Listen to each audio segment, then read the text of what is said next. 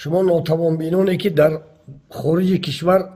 دور از وطن ایستاده وطن خود را نادیده میگیرید و با این رفتار ناجوانمردانه خود گویا نشان داده می شود که شما وطن دوست هستید، شما بی‌وطنید، شما وطندار نیستید، شما آن هستید که آقی پدر هستید، شما آقی وطن هستید.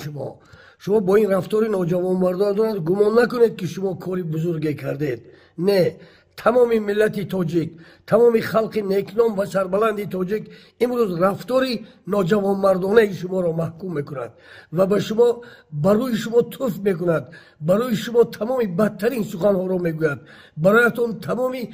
دعاهای بد رو میکند که شما دیگر روی وطن رو نبینید. از زمین رو من برای شما ناجوانمردانی که دور از وطن سنگ ملامت بر سر وطن میزنید گفتنی هستم: ای بی وطن نظر بر وطن کن،